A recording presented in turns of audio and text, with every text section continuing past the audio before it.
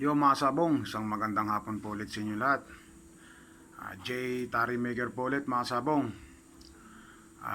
Para po dun sa nagtatanong po sa akin mga sabong ng mga baguhan na naghahasa ng tari. Ang masabi ko lang po mga sabong, tsaga-tsaga lang po at wag ho kayong matakot magkamali mga sabong. Normal lang ho sa mga nagpa-practice dun sa mga nag-aaral maghasa ho na mabilog o magkaroon ng lubak-lubak yung mga tari nyo mga sabong. Practice lang po mga sabong. Kung may mga katanungan po kayo mga sabong, i-PM nyo ako.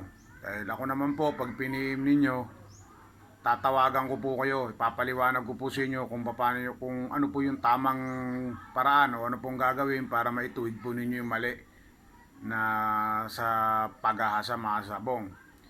Bali, ilan na rin po ang natuturuan natin mga kasabong.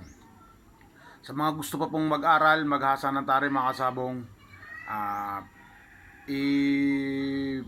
i-message nyo lang po ako mga kasabong. Yan. Ako po mismo tatawag sa inyo mga kasabong. Yan. Ituturo ko at ipapaliwanag ko po yung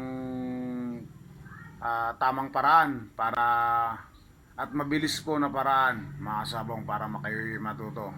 Ang importante lamang po mga sabong, may sarili po kayong hasaan mga sabong. O kung wala naman po kayong hasaan, kung gusto nyo pong magpa-assemble mga sabong, tutulungan ko po kayo mga sabong. Yan. Ako po mismo mag-a-assemble ang hasaan nyo. Kung gusto po ninyo bakal o gusto po ninyo good lumber, yung kahoy mga sabong. Para yung sa mga gusto lang para mayroon kayong sariling hasaan mga sabong. Yan, bali meron na po akong nagawan, ilan na rin po yung nagawan ko ng hasaan mga sabong. Yan, saka sabi ko nga po sa kanila, kung saan kayo parte nahihirapan pagdating sa paghahasa, i-message nyo lang po ako. Yun sinasabi ko sa kanila. Magpapadala po ako sa inyo ng video kung paano o kung saan kayo parte nahihirapan mga sabong.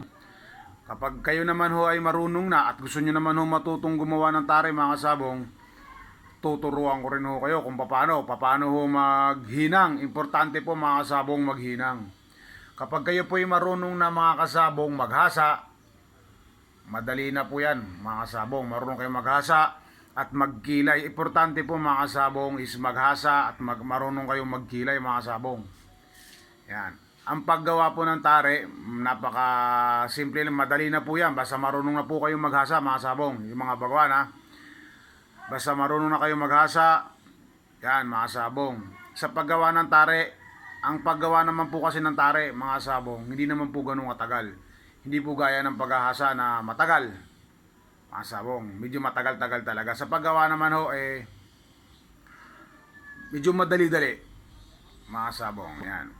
Ituturo ko po sa inyo kung paano maghinang ng tari, mga kasabong, maghinang o magbunot o magpalit ng panibagong talim, maglinis, magbapping, mga kasabong.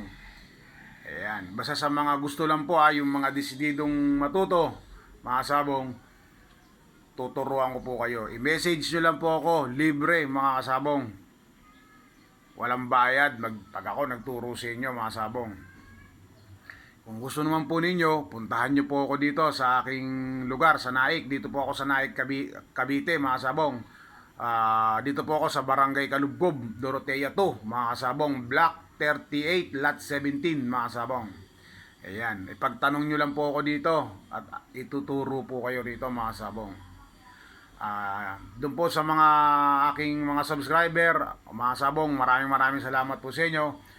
At sa mga hindi pa po napag-subscribe, mag-subscribe na po kayo mga sabong para updated po kayo sa mga videong ilalabas ko mga sabong.